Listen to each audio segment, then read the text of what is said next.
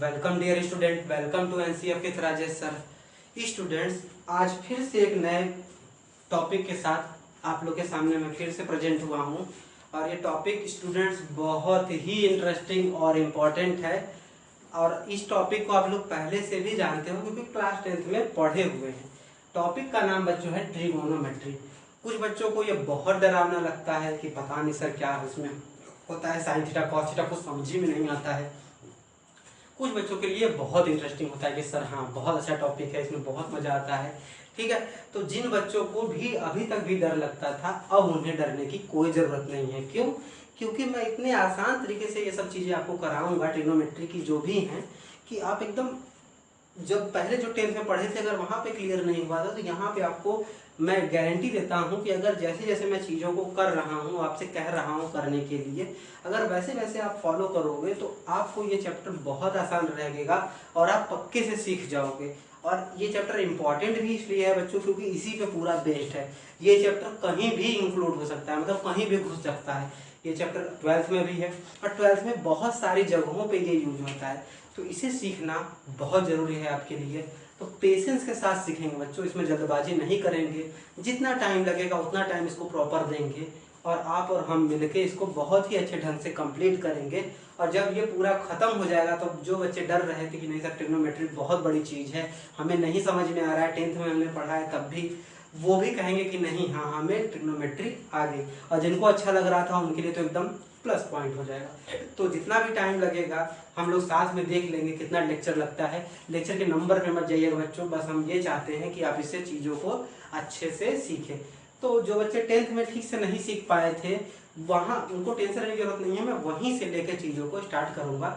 एक दो लेक्चर आपके प्री रिक्विजिट लगेंगे, मतलब जो पहले 10th में थे वो लगेंगे, लेकिन एक पूरा जब आप बेस तैयार हो जाएगा तब फिर 11th की चीज़ें अच्छे से तेजी से करेंगे। तो पहले मैं थोड़ी सी चीज़ें 10th की कराऊंगा, एक दो लेक्चर जितना भी लगे, उसके बाद फिर मैं 11th की चीज़ों पे भी आऊँगा क्योंकि 11th का ही टॉपिक है। लेकिन मैं चाह रहा हूँ कि जो बच्चे के अंदर ये डर बना हुआ है कि ये बहुत कठिन है, वो मैं इस डर को दूर करना चाहता हूँ। तो आपको क्या करना है कि आप इस चैनल पे जाएंगे और अगर पहली बार आ रहे हैं तो इस चैनल पे जाएंगे और प्लेलिस्ट बनी हुई है आपके चैप्टर जो 1 है और 2 है उनको एकदम अच्छे से widely with concept and numerical के साथ पूरी तरह से समझाने की मेरे द्वारा कोशिश की गई है इजी और सिंपल लैंग्वेज में।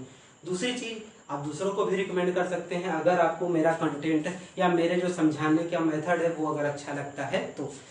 और जब भी आप वीडियो देखें तो मैं बार बार आपसे कहता हूँ कि वीडियो जब भी देखें तो केवल वीडियो नहीं देखना है, आपको पेन और पेपर के साथ लेके बैठना है ताकि दोनों ऐसे क्या होता है कम्युनिकेशन अच्छा बिल्डअप होता है स्टूडेंट। ठीक है, तो चलिए स्टार्ट करते हैं इस वीडियो को। एकदम बेसिक से शुरू करेंगे, सीखने की पूरी कोशिश करेंगे और मुझे उम्मीद है आपको सीखने में मजा आएगा। तो पहले ये 3 वर्ड से मिलकर बना है बच्चों, पहले है ट्राई, फिर है ये गोन, ये ग्रीक वर्ड बच्चों, और फिर ये है मेट्रॉन।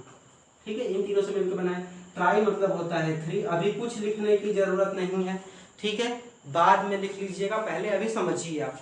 ट्राई मतलब 3, गॉन मतलब साइड और मेट्रॉन मतलब मेजरमेंट। ठीक है, तो यानी कि ट्रिगोनोमेट्री जो है वो ये कहता है कि जिसमें 3 साइड्स हो उस चीज का मेजरमेंट करना है। तो 3 साइड कहते ही बच्चों हमारे दिमाग में एक चीज सामने आ जाती है, वो क्या आ जाती है ट्रायंगल, यानी इन दोनों को मिला के क्या आ जाता है ट्रायंगल। यानी हमको क्या मेजर करना है, ट्रायंगल का मेजरमेंट करना है।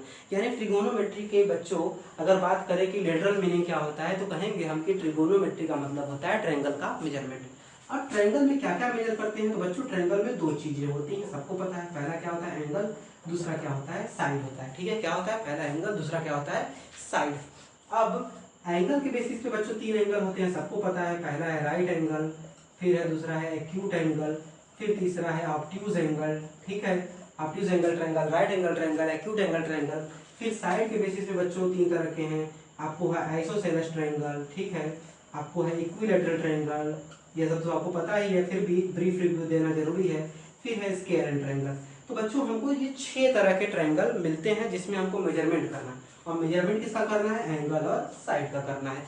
तो ये जो ट्रिगोनोमेट्री है बच्चों वो इन 6 ट्रायंगल पे अप्लाई नहीं होती है, केवल और केवल एक ट्रायंगल पे अप्लाई होती है, और वो ट्रायंगल बचा हुआ है क्या है राइट एंगल ट्रायंगल। यानी हमको ये समझ में आ गया कि ट्रिगोनोमेट्री मतलब लिटरल मीनिंग ये है कि राइट एंगल ट्रायंगल में हम एंगल और साइड का मेजरमेंट करते हैं तो हम उसको क्या कहते हैं, ट्रिगोनोमेट्री कहते हैं। ठीक, अब आते हैं राइट एंगल ट्रायंगल के बारे में। तो राइट एंगल ट्रायंगल के बारे में चीजें सीख लेते हैं।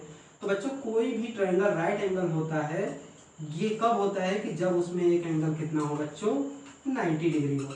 तो जब एक एंगल 90 डिग्री हो जाएगा तो बाकी ट्रायंगल के दो दोनों एंगल होंगे वो क्या होंगे, एक्यूट एंगल होंगे। एक्यूट का मतलब 0 से बड़ा और 90 से छोटा। यानी ए और सी के बारे में अगर कोई पूछे तो हम वो कहेंगे कि दोनों क्या हैं, एक्यूट एंगल ट्रायंगल है, सॉरी एक्यूट एंगल है, यानी 0 से बड़े और 90 से छोटे। ठीक है बच्चों। तो और एक चीज हम लोग बहुत इंपॉर्टेंट जानते हैं कि 90 के सामने वाली जो साइड होती है वो हाइपोटेनस होती है, और जो ये 90 के साथ जो साइड बनती है, मतलब जिस साइड के साथ 90 बनाता है, यानी जिस साइड के साथ 90 डिग्री एंगल बनता है हम उसको कहते हैं बेस, और उसके एडजेसेंट वाली साइड को बच्चों कहते हैं, यानी 90 जिस बेस पे बन रहा है उसके एडजेसेंट यानी उसके साथ लगी हुई जो साइड होती है बच्चों उसको हम लोग कहते हैं परपेंडिकुलर। ठीक है, तो ये तो सबको पता ही है, बस थोड़ा सा ब्रीफ रिव्यू दिया।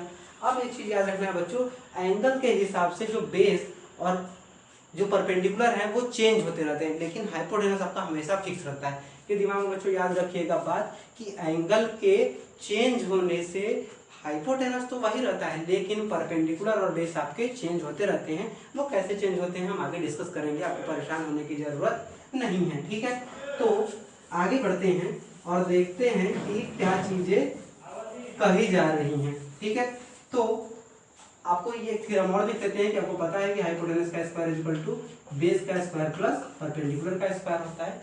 तो राइट एंगल ट्रायंगल में हमको इतनी चीजें जाननी है। अब हमने स्टार्टिंग में ही कहा है कि जो ट्रिग्नोमेट्री है वो डील करती है किससे, राइट एंगल ट्रायंगल से। तो राइट एंगल ट्रायंगल से डील करती है, मतलब हमें साइड और एंगल में ऐसा कुछ करना होगा कि जिससे इन दोनों में मेजरमेंट का रिलेशन स्टेब्लिश हो जाए। तो एंगल और साइड में रिलेशन स्टेब्लिश करने के लिए बच्चों क्या किया गया है, रिलेशनशिप स्टेब्लिश करने के लिए कुछ रेशियो डिफाइन किए गए। क्या बच्चों किए गए हैं डिफाइन, कुछ रेशियो, यानी हमको एंगल और साइड को मेजर करना है। तो एंगल और साइड को मेजर करने के लिए हमने क्या किया, कुछ रेशियो डेवलप किए हैं। उन रेशियो को ही हम लोग कहते हैं, जो कि ट्रिग्नोमेट्रिक पढ़ रहे हैं इसीलिए उनको क्या कहते हैं, ट्रिगोनोमेट्रिक रेशियो कहते हैं। ठीक है, यानी कि हमने क्या किया, साइड और एंगल में मेजरमेंट को स्टैब्लिश करने के लिए कुछ रेशियो डेवलप किए, उन्हीं रेशियो को हम लोग क्या कहते हैं, ट्रिग्नोमेट्रिक रेशियो कहते हैं। क्लियर हुआ बच्चों। अब रेशियो है तो रेशियो का मतलब है बच्चों कि कुछ ऊपर होगा न्यूमरेटर में होगा, कुछ क्या होगा डिनोमिनेटर में होगा। बच्चों अभी तक चीजें क्लियर हो रही हैं आपकी। हमने क्या बताया, अभी तक दो चीज बताया कि ट्रिग्नोमेट्री का मतलब क्या है और ये किस पे अप्लाई होती है। उसके बाद हमने बताया कि जिस पे ये अप्लाई होती है, राइट एंगल ट्रायंगल पे अप्लाई होती है, तो राइट एंगल ट्रायंगल में कौन कौन सी चीजें और क्या क्या होती है चीजें, वो हमने सीखा। फिर उसके बाद हमने कहा कि हमको एंगल और साइड को मेजर करना है, जबकि डिफिनीशन है तो इसके मेजरमेंट में दोनों को एक साथ आना चाहिए। तो उसके लिए कुछ हमने रिलेशनशिप में कुछ चीजें डिस्टेबलाइज की, उनका नाम क्या रख दिया, रेशियो रख दिया। और चूंकि ट्रिग्नोमेट्री में हम अप्लाई कर रहे हैं इसलिए उसका नाम हमने क्या कर रख दिया, ट्रिग्नोमेट्रिक रेशियो रख दिया। क्लियर है बच्चों यहाँ तक किसी बच्चे को कोई तकलीफ नहीं है। ठीक है यहाँ तक। अब जैसे क्या है, इतनी बेसिक डिफिनीशन बच्चों बहुत कम ही जगह पे जो है टीचर वो कराते हैं कि वो ट्रिग्नोमेट्रिक रेशियो को ही नहीं बताते हैं कि क्या है, बस कह देते हैं कि 6 ट्रिग्नोमेट्रिक रेशियो, और इनको नाम क्यों ट्रिग्नोमेट्रिक रेशियो दिया गया है। तो अगर आपसे कोई पूछे कि रेशियो क्या है तो आप कहेंगे कि साइड और एंगल में हम शुरू से पढ़ते आ रहे हैं कि हमको रिलेशनशिप स्टेब्लिश करना है। तो यहाँ पे एंगल और साइड दो चीजें हैं, तो ये तभी काम पॉसिबल हो पाएगा जब हम किसी तरह का क्या लें, डिवाइड वाला लें, और डिवाइड को ही हम क्या कहते हैं, रेशियो लेते हैं। और ट्रिग्नोमेट्री पढ़ रहे हैं इसलिए उसको क्या कहते हैं, ट्रिग्नोमेट्रिक रेशियो कहते हैं। ठीक है, तो बच्चों नेक्स्ट क्लास में हम क्या करेंगे, ट्रिग्नोमेट्रिक रेशियो से आपका टॉपिक स्टार्ट करेंगे। तब तक इसको ध्यान से देखिए।